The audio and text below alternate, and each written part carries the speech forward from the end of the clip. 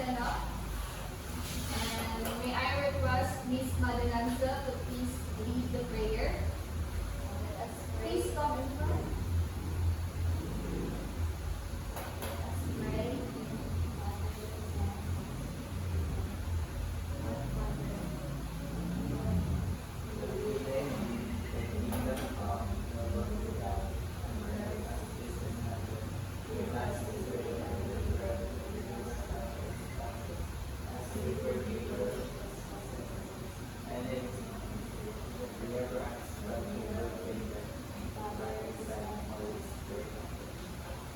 Good afternoon, class. Good afternoon, Miss Micaela. Good afternoon. Again. Good afternoon, Miss Micaela. Okay, you may now take your seats. Thank you, Miss. Okay, let's have an attendance. Roll call. Dilag. Present. Makalinaw. Present, Miss. Madenansil. Present, Miss. Malimpan. Absent. Salman. Absent. Zamora. Present, Ma'am. Please, we only have 2 absence this afternoon. Okay, so before we proceed to our discussion for this afternoon, may I present to you our classroom rules.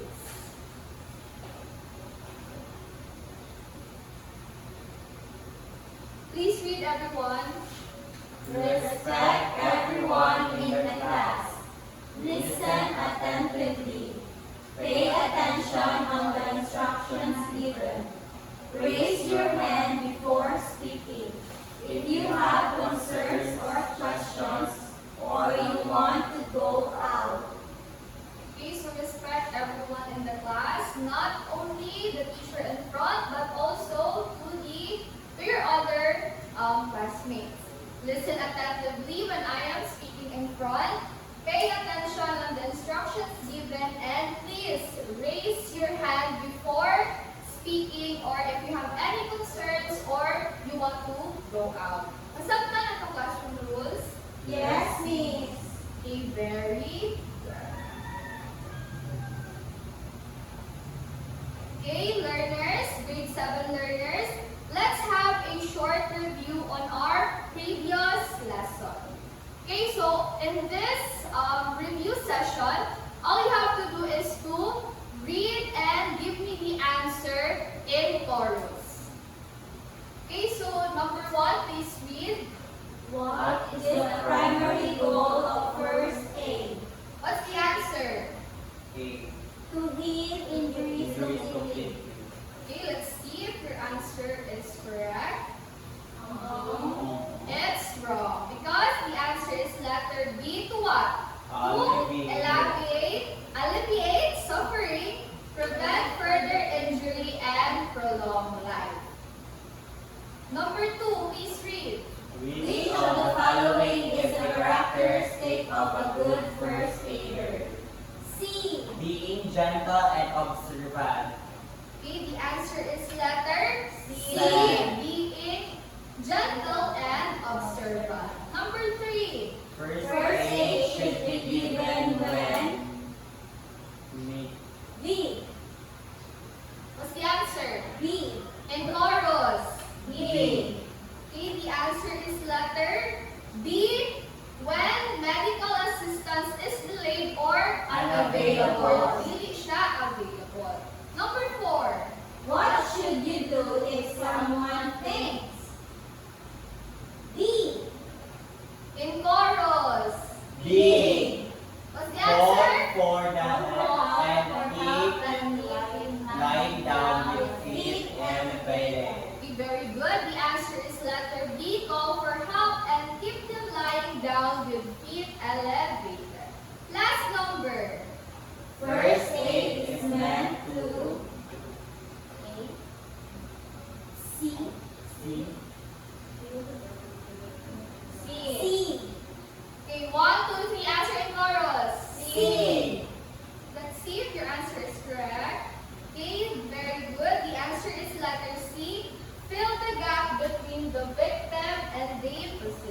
So that was our previous topic.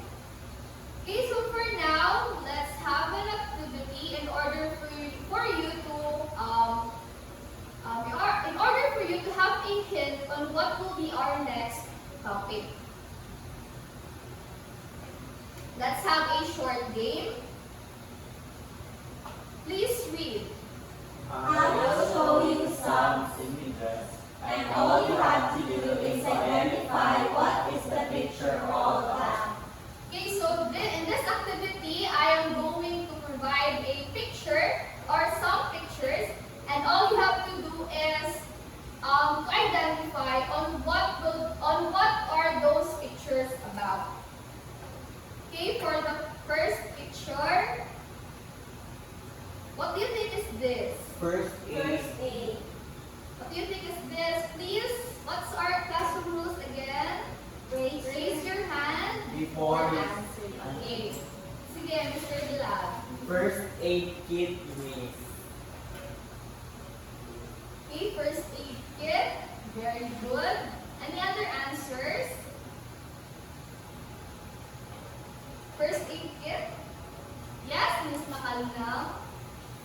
Injuries means Injuries?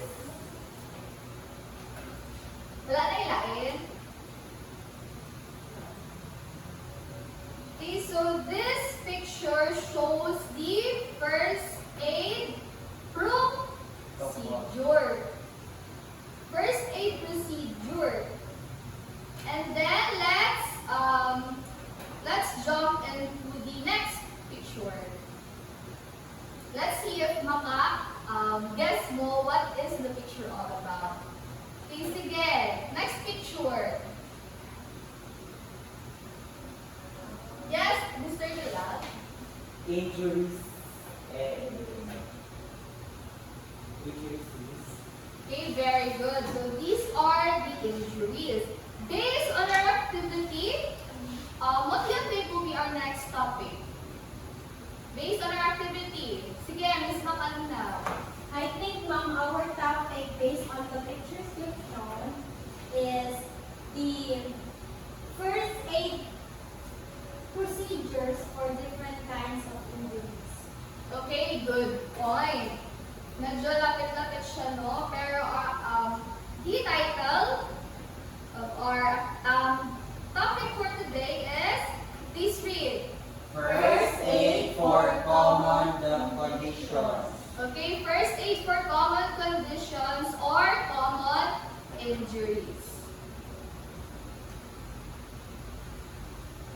Okay, before we begin our discussion, please read the lesson objectives.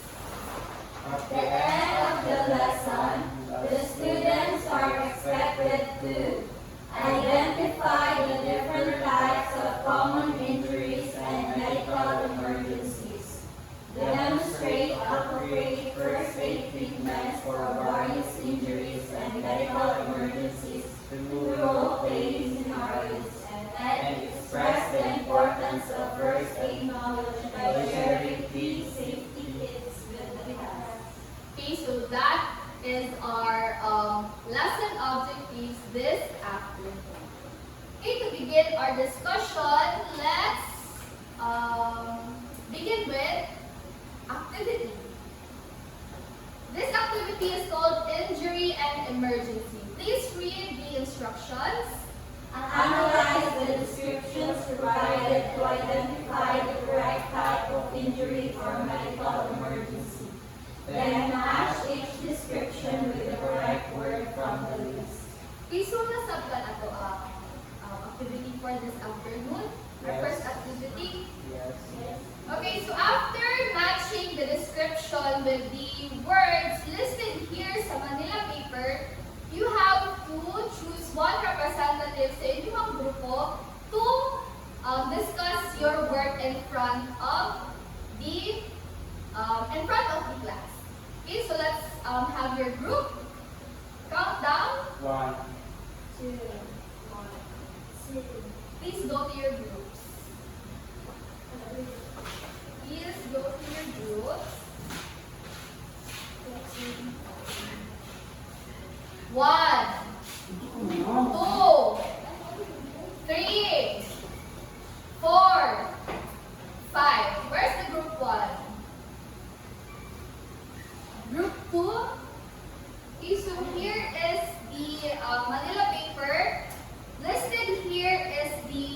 different types of common injuries, and these white papers are the descriptions, and all you have to do is to paste these descriptions with their correct words.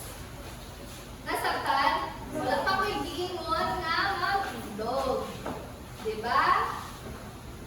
Okay, so nasabtan na atong activity. Yes, miss. Okay, I will give you these dates. Okay, I will give you 5 minutes to do your work. You may now start. Yes.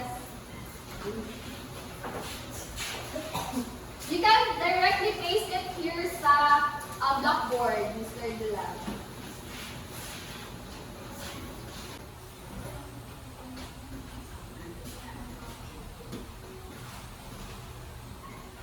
I'll give you 5 minutes.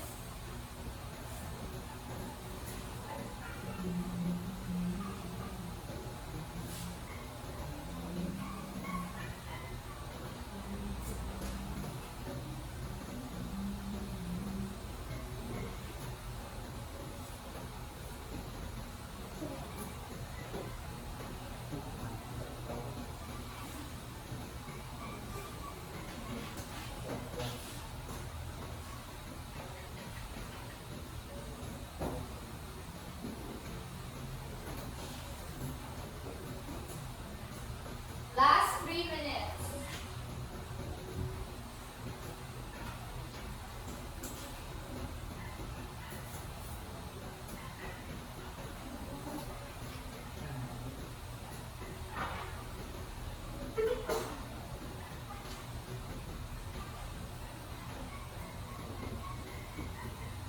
Done ni ma'am.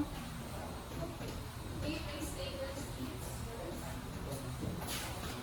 Last 2 minutes for group 1.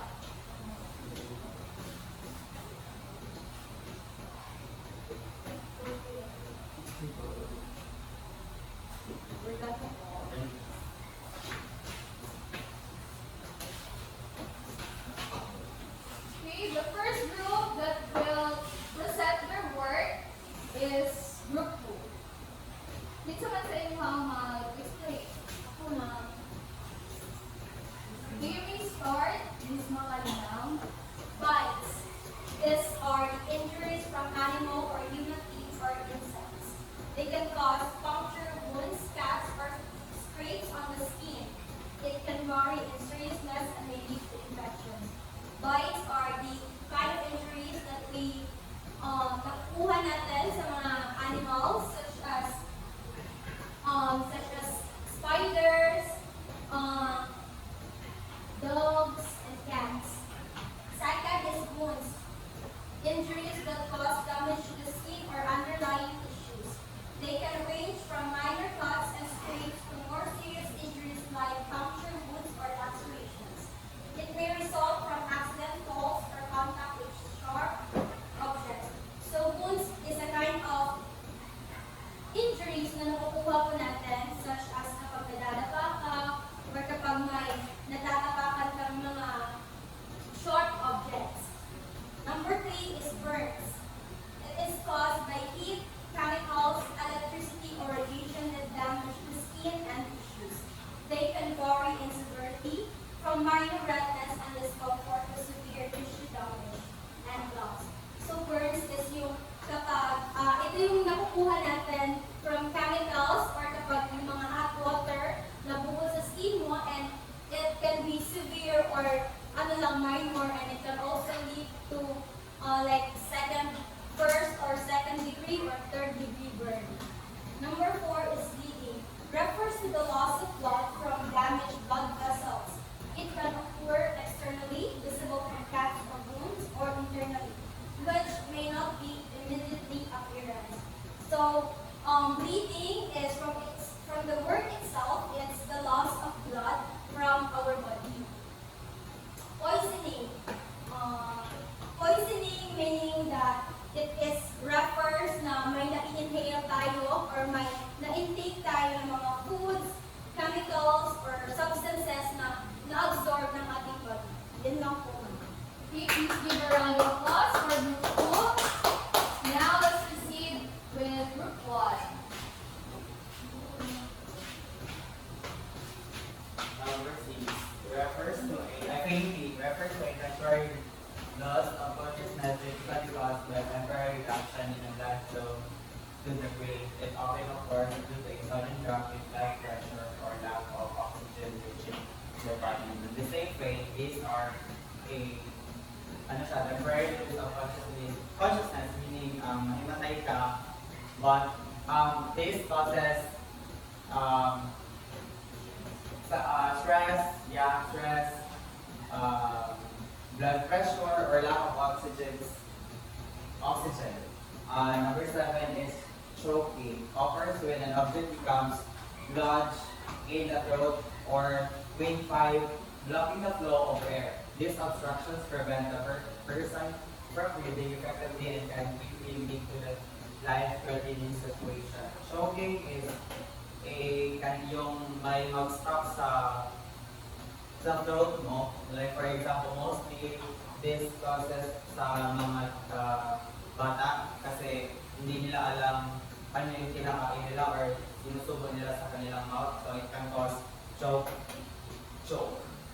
Hyperventilation refers to rapid or shallow breathing that leads to an excessive intake of oxygen and reduced level of carbon dioxide to our in the body. So I don't have any of this this injuries.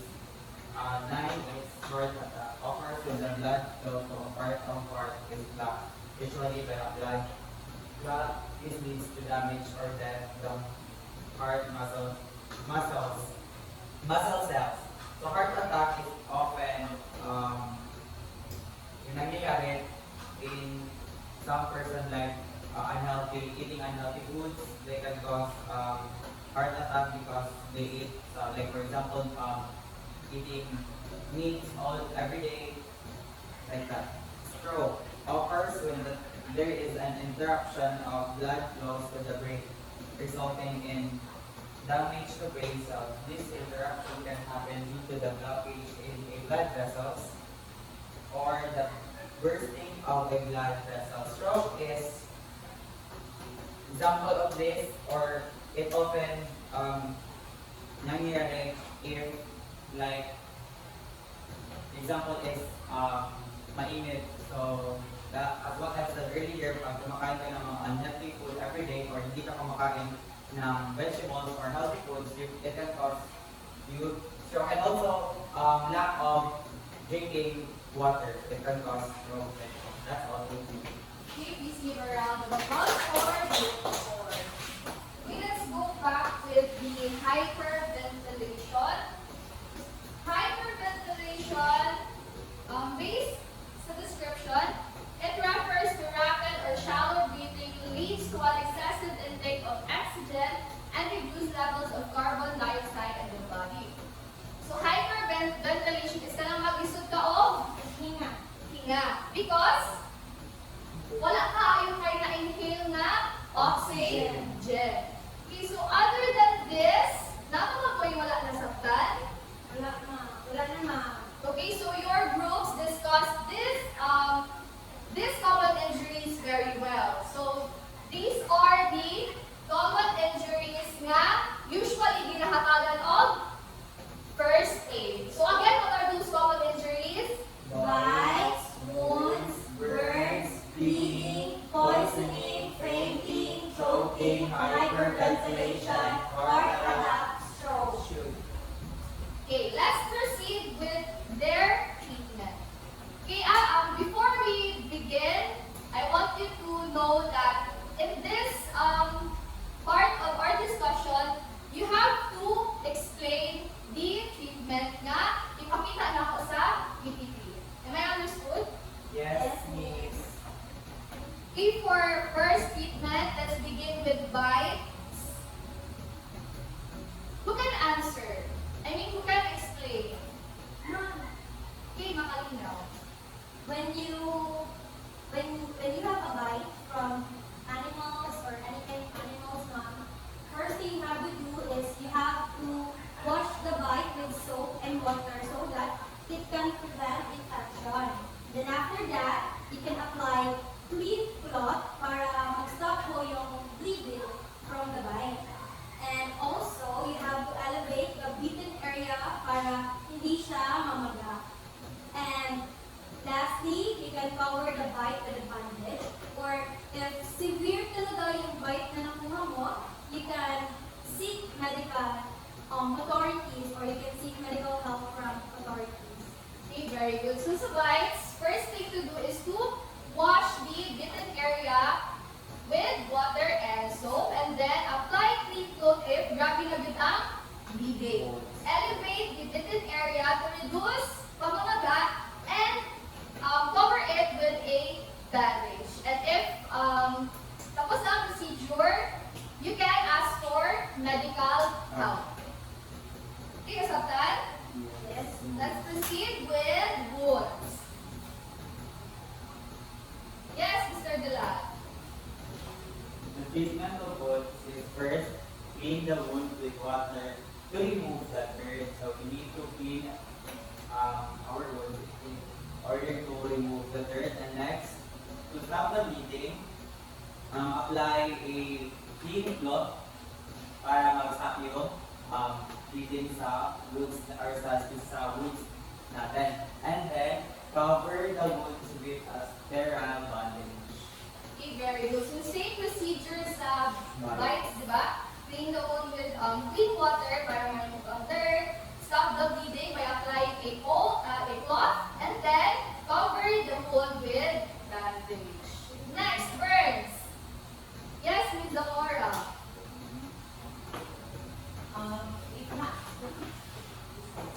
If you want to burn ang isa out, first thing to do is cool the burn by running cool water over for 10 to 15 minutes. Then, leaving mo pwede i-pop blister if they want it.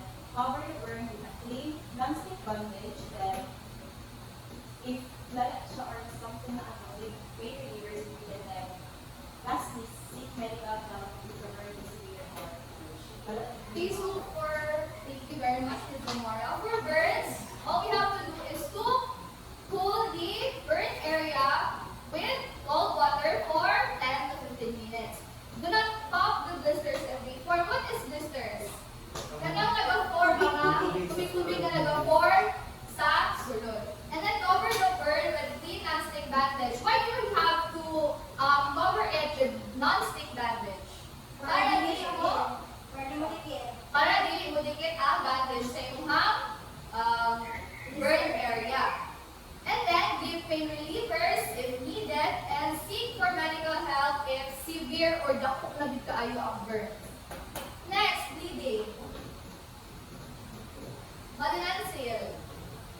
So, if grabe na ang bleeding sa isa ka sa blood or sa kanakay, you need to apply hinlo ka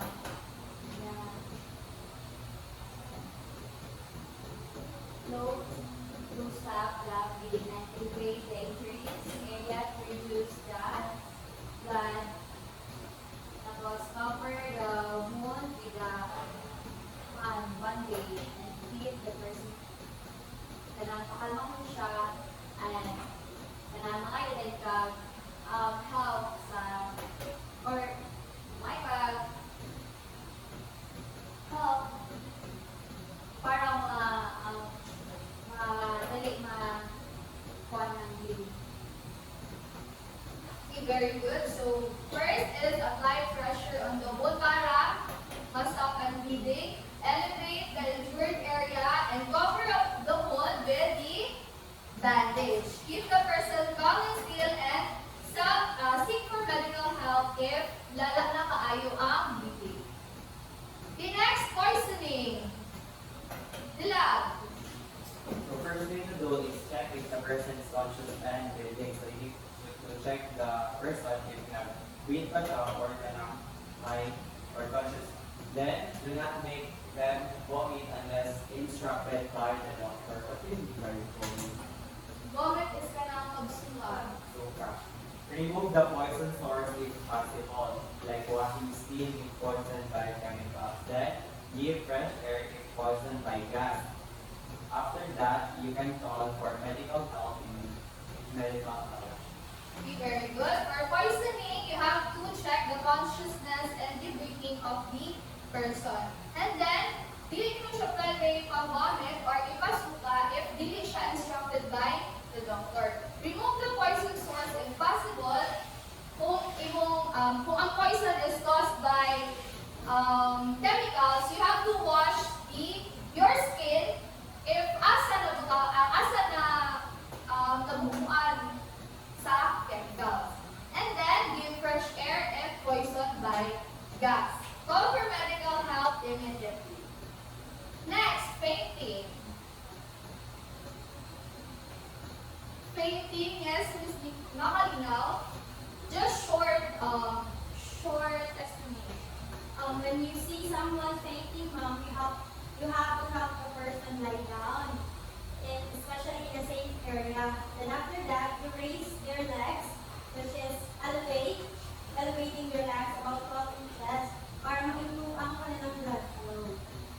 Then, if kapag maski pa kanilang sinusuot, you have to loose their tight clothing para makabihan sila. And then, you have to check their breathing and pulse if huminga pa ba sila ng tama. And kailangan silang tulungan na ma-regain ng consciousness. And then, after that, we have to help them or we will offer water if fully awake na po sila. And then, after that, we will seek medical help if needed, especially if hindi po sila conscious or if they don't wake up in any minutes since their fainting occurs. Okay, very good. We understand the treatment for fainting. Yes. Okay, let's proceed with choking. Choking. What should we do if we see a person choking? Sige, love. If a person is na choke, first thing is you need to perform back blows and abdominal thrusts, meaning yung choke. Okay, can you, let's not do it with you. Can you perform the back blows and abdominal thrust? Makalinaw. Halima mo, Okay, that is back blows. How about the abdominal thrust? ma'am? Sige. Okay, very good. Para uluma ang nagbara sa iyahang nagdodondan. Okay, let's proceed with hyperventilation. Again, what is hyperventilation? It is the Naglisod ng hinga. okay, nagisod ng hinga or abnormal breathing. Yes, Miss Makalinaw. What is hyperventilation? Hyperventilation, ma'am. When someone is experiencing hyperventilation, you have to you have to tell them to stay calm and reassure them that they have to relax. And then after that, we can help their control their breathing. And after that, we will encourage deep breathing, which is basta deep breathing, ma'am. And then we have to move them in a quiet place, so that in this way they can the stress will be reduced and they can be they will be away from stress and they will stay calm. And then after that, we have to loose their tight clothing and monitor their condition. Okay, very good. You may sit down. Encourage them deep breathing. Using 4-7-8 method is you have to inhale for 4 seconds, hold at 7 seconds, and then exhale slowly for 8 8 seconds. Okay, nasabtan? Yes. Let's proceed with heart attack. Dila. The first thing to do is call the emergency service immediately. they dial 911 or the local emergency numbers like the first aid in your, medical or health sa inyo ang lugar. Then, keep the person calm and seated. So, dili kayo siya pwede pagdaon, dapat paingkuroy. Then, loosen tight, load, help them breathe or like, for example, kuhaan mo ang nakabala sa iya, like, yung silina, yung shoes, then, assist with medication if prescribed. Then, monitor breathing and consciousness. Kailangan din mo siya i-monitor because heart attack is very dangerous. Okay, very good. So why is it that here, pinakaunang ang procedure is call emergency dayon? Why? Because heart attack is, yes, Mr. Jalal. Deadliest. And then, It might be deadliest and dangerous. Yes, Ms. Makalina. Dapat din kung tumawag tayo ng emergency services, ma'am, kasi hindi po dapat tayo nagper-perform ng first aid procedures ng tayo-tayo lang. Kailangan talaga na may alam ang kailangan gumawa sa kanila. Okay, very good. Good point. Ms. Makalina. Okay, nasabta na. No other questions? Ma'am. Okay, let's proceed with the last common condition, which is stroke. How do we treat stroke? Ms. Zamora. I think same thing lang siya sa heart attack. First, you have to install emergency service immediately, then keep the person calm and safe, and loosen their tight clothing para makahinga sila kung maayo din. Do not give food or drinks like this may cause trouble swallowing, which can cause choking. Then check for breathing and consciousness. If they stop breathing, start CPR.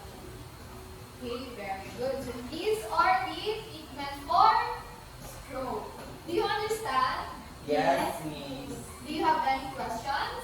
No, miss. Can we proceed for our next activity? Yes, miss. Okay, for our activity 3, role playing, please read everyone. Each group should select one representative to randomly pick a scenario provided by the teacher. Your group will then demonstrate the appropriate first aid treatment for the given injury or medical emergency through a role-playing activity. Before performing the role play, read first the assigned scenario that you chose to the class. Okay, do you understand our activity for today? Yes, miss. Okay, may I request the picked representatives from each group to please come in front. Okay, please pick your scenarios. Okay, we now go back to your seat.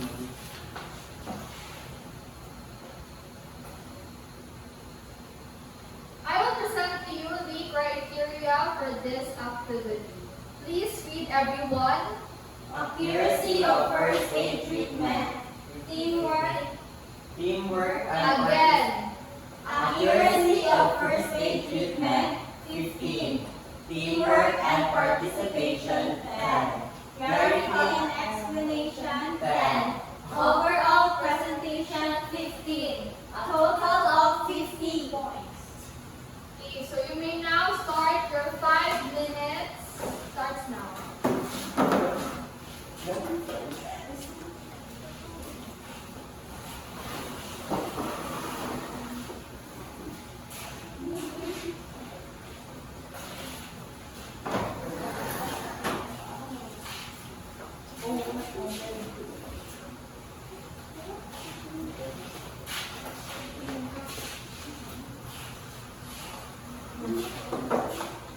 Okay, so the first group to perform is from the group of the lab. Sorry. 3, 2, 1, go.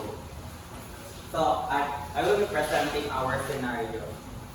Floor is bitten by a stray dog while jogging in a near park. The bite breaks the skin and causes bleeding. 3, 2, 1, action. Oh, what happened, Floor? What happened? Oh, you have a bite.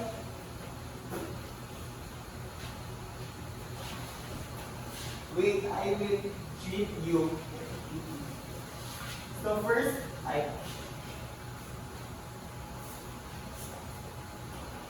okay, stay calm.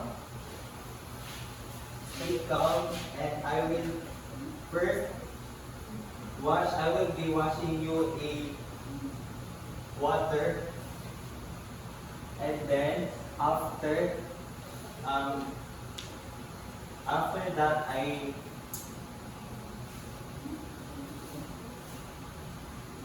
will clean it with soap. After is to control the bleeding, I will be applying gloves. Then after that, I will apply a antiseptic solution to reduce the bleeding and to para mawala yung rabies.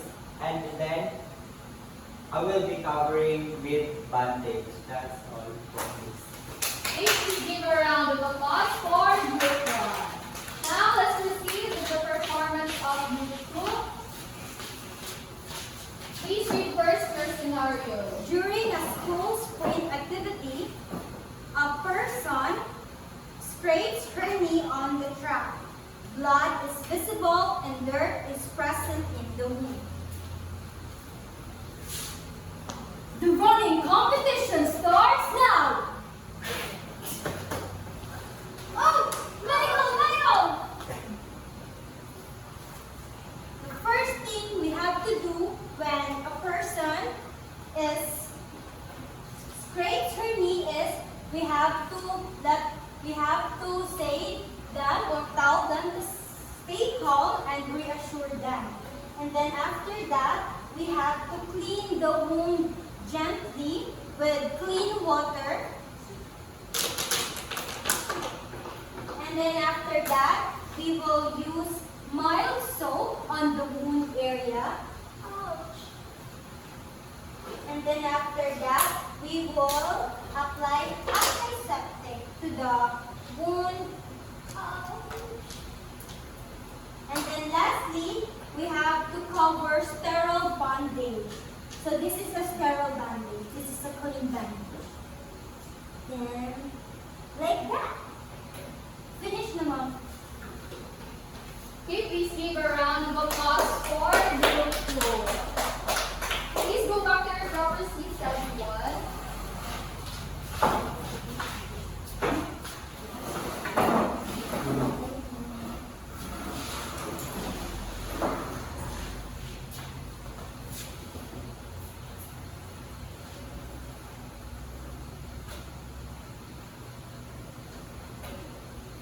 Okay, so let us know your scores for Group 1. For accuracy, I have given you 15 points.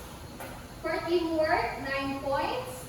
For clarity, 9 points. And for overall performance, I have given you 14 points. And for Group 2, for accuracy, I have given you 15 points. Teamwork, 9 points. For clarity, 10 points. And for overall performance, you have 15 points. So this points will be added to your quiz later. Okay? You understand? Yes, Miss. Okay, let's proceed now to our activity 4, which is pick a question. Please read, everyone. Pick a question from the box and answer it in front of the class. Okay, so all you have to do is you have to pick a question from this box and you have to answer it in front of the class.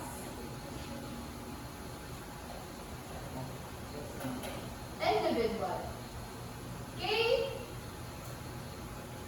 Kasi mag-volunteer first. Okay, it's not coming now. Please read. Why is first aid important? For me, first aid is important so that you can provide initial treatment or procedure to the injured person's face before administering first aid, and what would be the consequences of applying the wrong treatment? Pwede ko lang tayo mo. Okay, sige.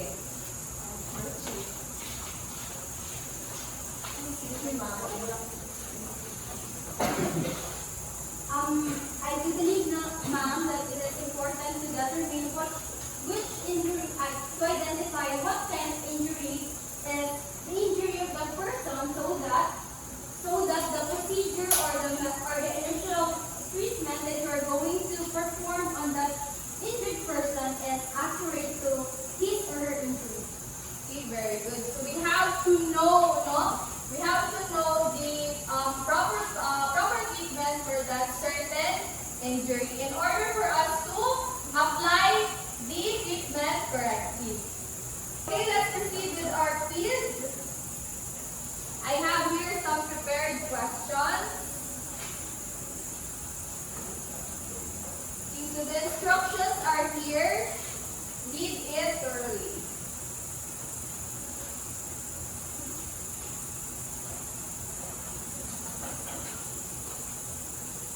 Okay, we start.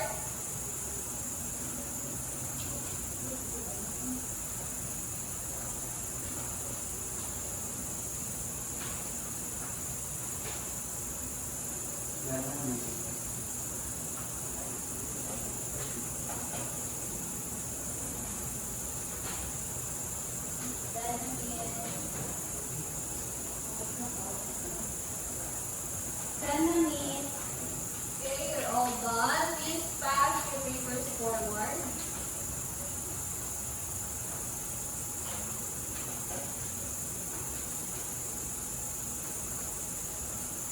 Thank you very much. I will announce your scores tomorrow. I-add ko na ko katong points ninyo ganyan sa inyong presentation. Okay, before we end our discussion, I have here your assignment. Please read, everyone. Answer the following questions in 3 to 5 sentences. You will be rated based on your criteria below. Okay, so these are the questions that you should answer, and this will be your criteria. Here, thank you. Okay, no other questions? None. Do you understand? Yes. Okay, please stand, everyone.